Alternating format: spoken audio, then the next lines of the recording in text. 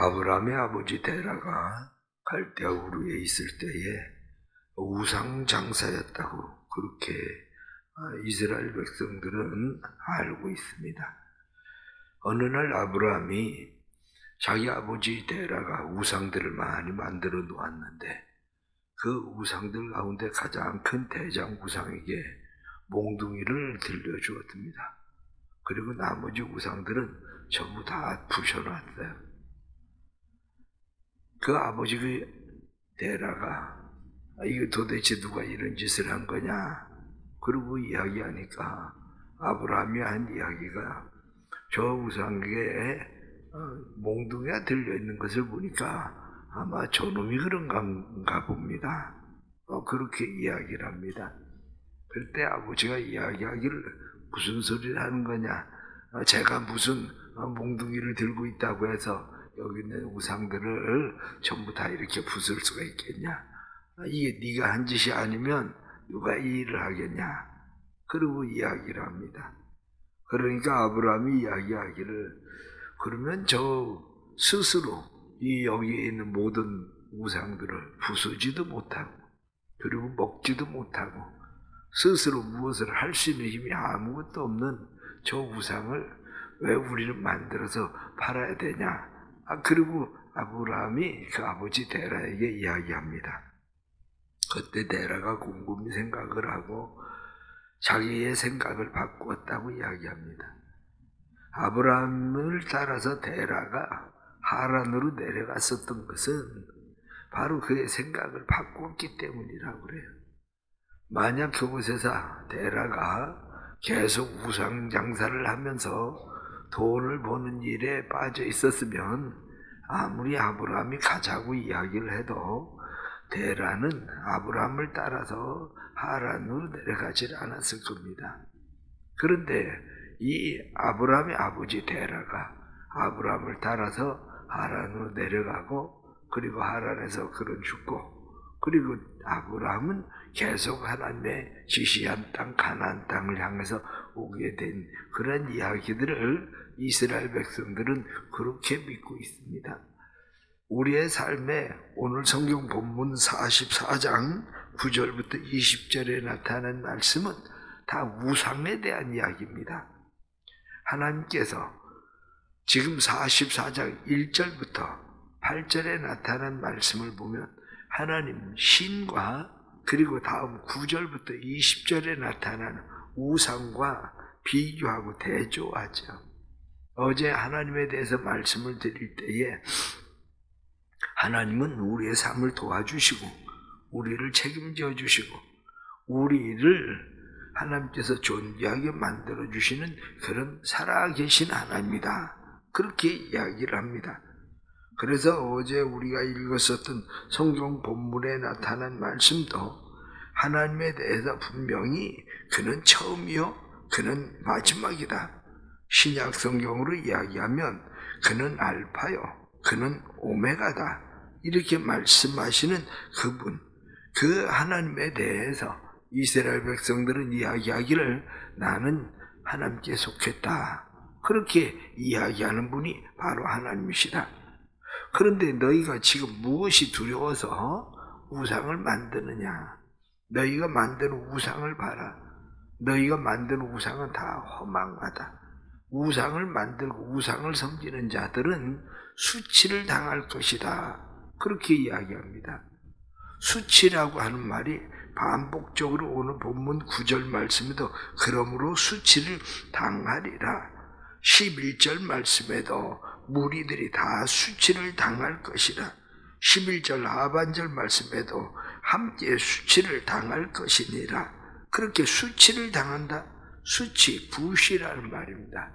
너희가 우상을 만들고 의지하면 그 우상으로 인해서 너희가 부끄러움을 당하게 될 것이다.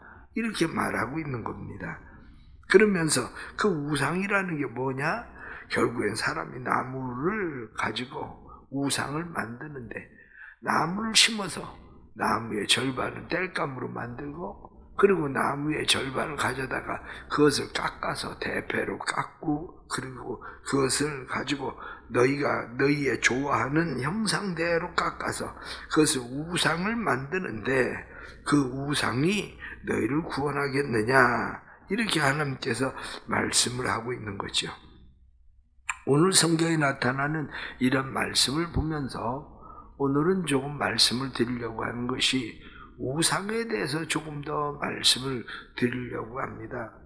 우상이라고 하는 것, 이스라엘 백성들의 삶 가운데 우상이 크게 두드러지게 나타났었던 중에 하나는 우리가 출애굽기에 나타난 말씀, 출애굽기 32장을 보면 모세가 시내산에 올라갑니다. 모세는 시내산에 올라가서 하나님을 만나요. 그런데 시내산에 올라가서 모세가 하나님을 만나고 있는데, 그런데 이스라엘 백성들은 밑에서 아론을 중심으로 해서 우상을 만듭니다. 그들은 애굽 땅에서 보았었던 금송아지 신상을 만들어서 그것을 가지고 우리를 인도해낸 신이다, 이렇게 이야기하고 그곳에서 춤을 추고 뛰놀고 하던 그런 이야기가 나오죠. 이 일로 인해서 하나님이 아주 심히 놓아서 이들을 내가 쓸어버리겠다, 이렇게 이야기할 정도로 그곳에서 우상 숭배로 인해서 3,000명의 사람들이 떼죽음을 당하는 그런 일이 벌어지고 맙니다. 또 성경에 우상에 대해서 나오는 일 중에 하나가 우리가 출애굽 사사기 17장에 보면 단지파가 땅을 확장을 시키려고 단지파가 땅을 넓힐 수 있는 땅이 어디 있을까 하고 땅을 찾으러 갑니다. 그랬다가 미가의 집에 들어가게 되죠. 미가의 집에 들어가서 보니까 미가라는 사람은 원래 레위 지파였는데 이 레위 지파에 있었던 미가가 자기 어머니 돈을 훔칩니다. 자기 어머니의 돈을 훔치니까 그 어머니가 도대체 어떤 놈이 돈을 가져왔는지는 모르겠고, 그래가지고 돈을 가져간 사람에 대해서 저주를 계속합니다. 그런데 그 집에서 자기 엄마가 저주하는 소리를 계속 듣는 미가가 마음 가운데 야, 이러다가 진짜 저주받는 거 아닌가, 그래가지고 훔쳐간 돈을 자기 어머니에게 내놓아요. 그랬더니 어머니가 그 돈을 가져다가 그 아들을 위해서 신상을 만들어줬거든요. 이 신상을 만들어주니까 단지파 사람들이 내려가다가 미가의 집에 가서 보니까 이 레위 사람이 신상을 만들어서 그 신을 섬기고 있거든. 그러니까 이 단지파 사람들이 그를 잡아가요. 그리고 네가 우리 지파의 제사장이 돼줘라. 그리고 그 우상을 섬기게 된다는 이야기가 성경에 나타납니다. 하나님께서 주신 가나안 땅에 들어가서 그들이 하나님께서 우리에게 확장시켜 줄 수 있는 땅이 어딘지 알아보자. 그러고 가다가 만난 것이 우상을 만났는데 그 우상을 신으로 섬겨버리는 그런 어처구니 없는 일이 벌어집니다. 이스라엘의 12지파인데 이스라엘의 12지파 가운데에 2지파가 빠집니다. 2지파가 빠지는데 한 지파는 제사장 지파가 되죠. 레위 지파. 이 사람들은 제사장 지파가 돼요.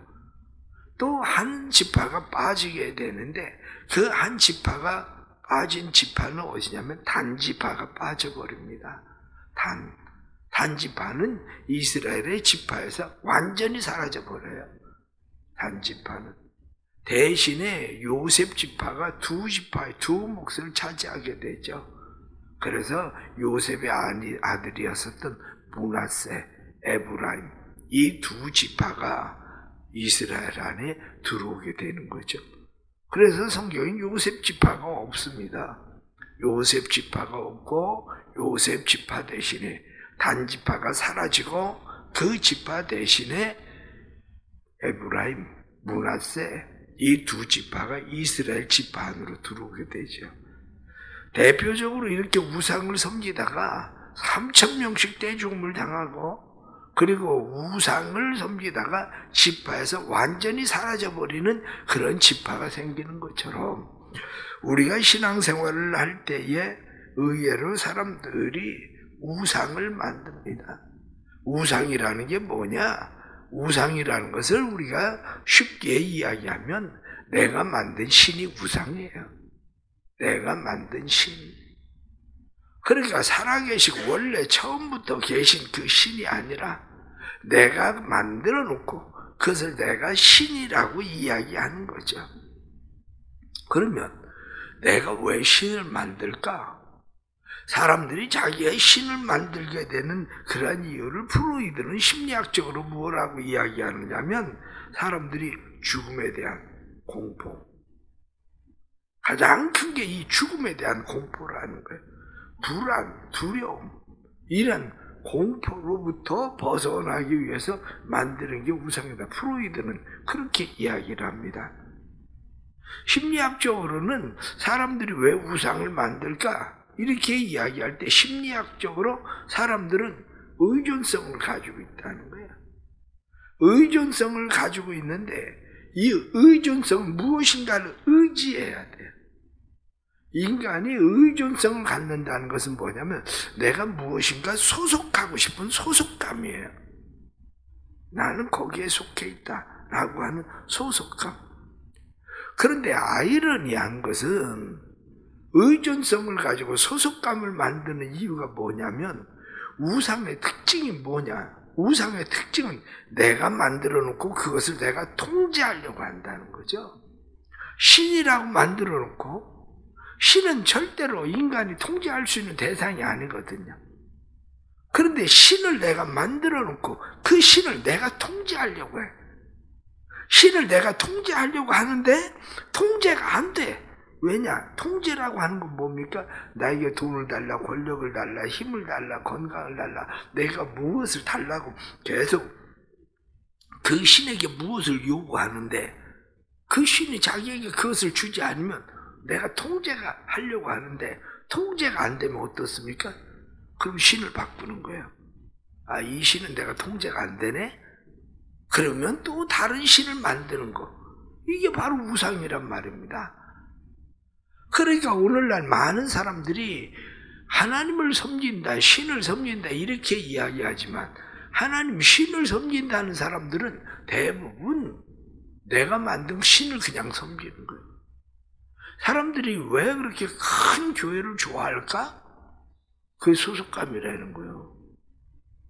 나는 그 교회에 속해 있다는 거예요. 내가 그 교회에 있는 하나님을 믿는 게 아니고 내가 작은 교회에 계시는 그 하나님을 믿는 게 아니고 한마디로 나는 거기에 소속되어 있다라는 소속감이라는 거예요.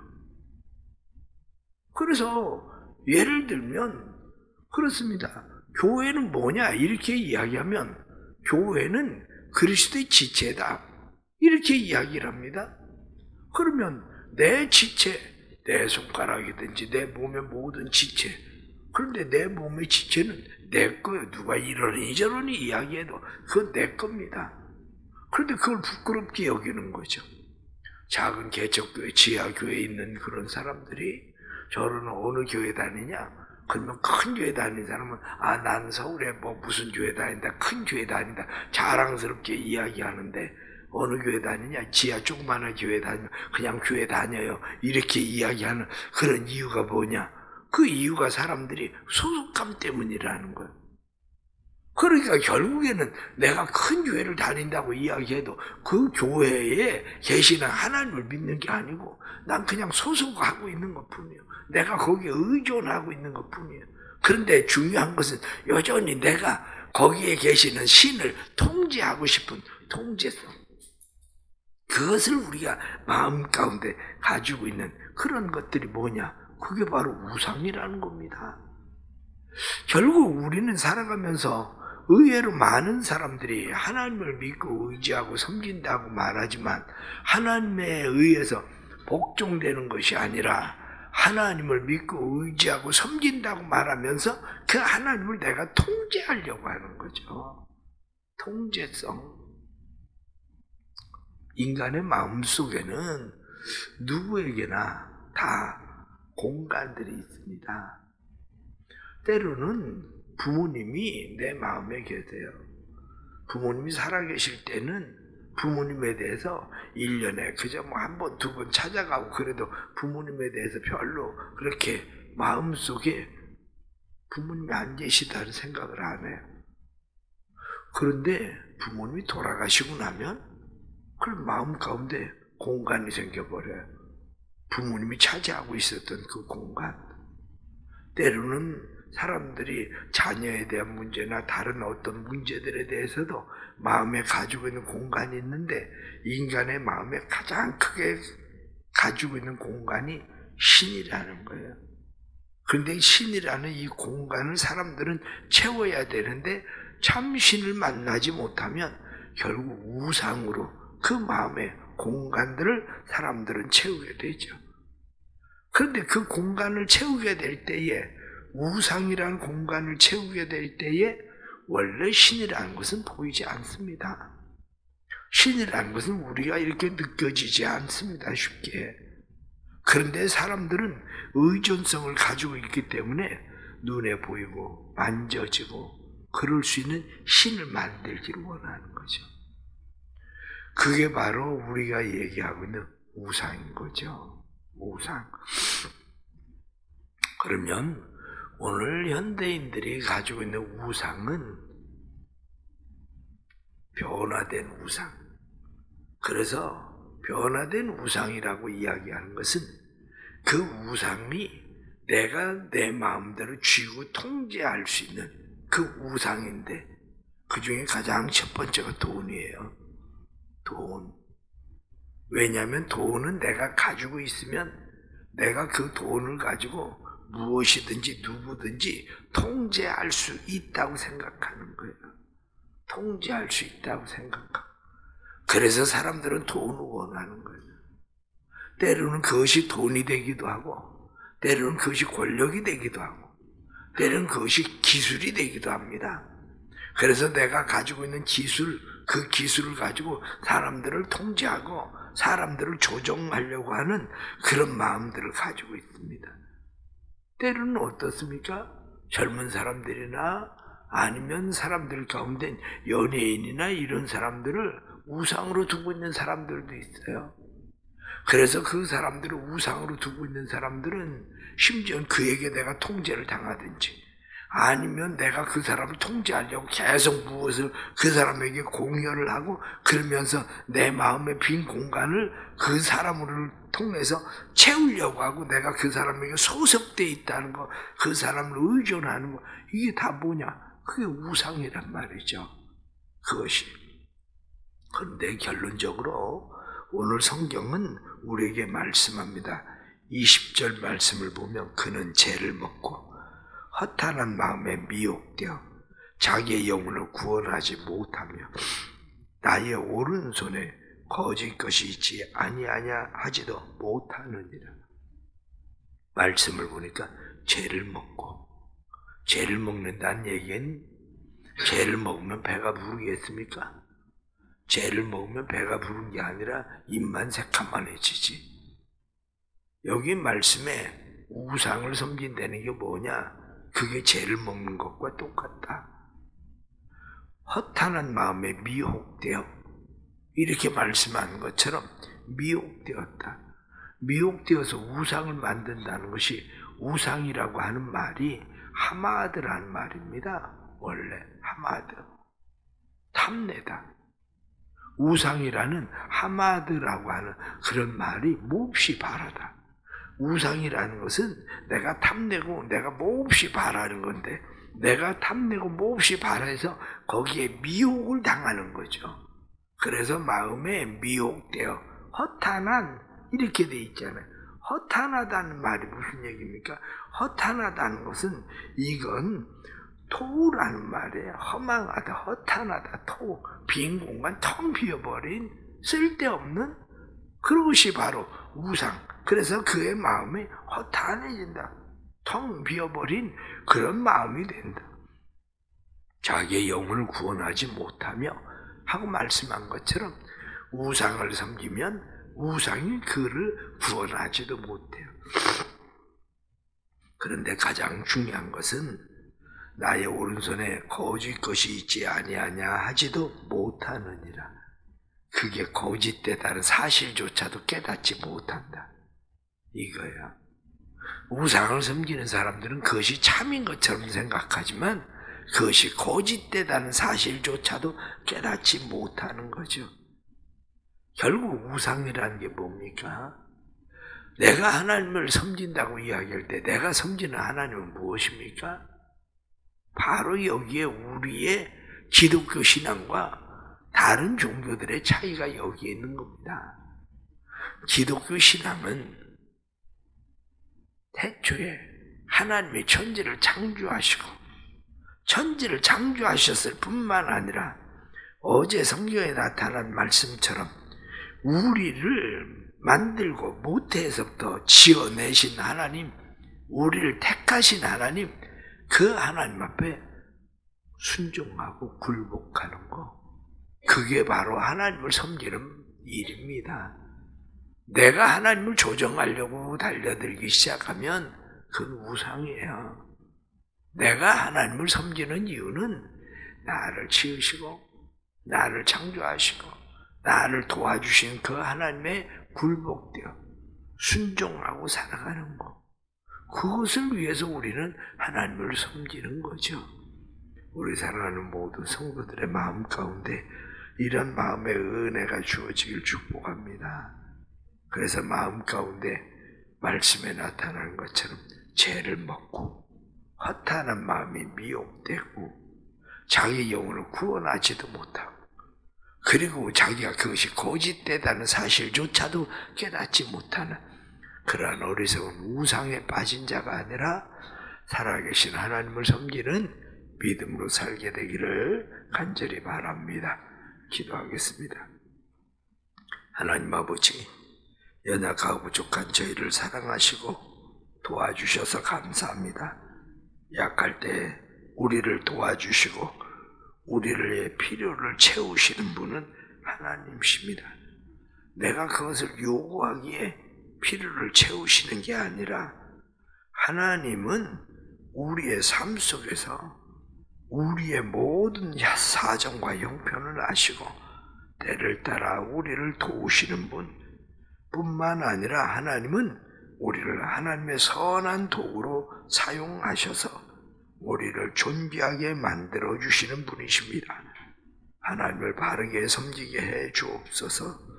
하나님을 바르게 섬기게 해 주시고 하나님을 바르게 섬길 때에 하나님이 우리의 삶에 능력되어 하나님이 우리를 사용하시는 믿음의 선한 도구 될 수 있도록 성령님 우리를 도와주옵소서. 우린 연약하고 부족합니다. 그러나 하나님은 강하시고 하나님은 위대하시고 하나님은 능력이시니 우리에게 속한 모든 것이 다 주의 것입니다. 주의 선하신 뜻대로 하나님의 영광을 위해서 쓰임받을 수 있도록 도와주옵소서. 하나님의 영광을 위하여 쓰임받는 것이 내 생각, 내 뜻대로 되는 것이 아니라 하나님의 도구로 쓰임받는 것이 하나님의 영광임을 깨닫게 해주시고 오직 하나님만 바라고 의지하고 신뢰하고 살아갈 수 있도록 도와주옵소서. 오늘 새벽에 나와서 기도하는 성도들 힘주시고 능력 주시고 주님과 오늘도 동행하는 믿음의 삶을 살게 해 주옵소서. 예수님의 이름으로 기도드리옵나이다. 아멘.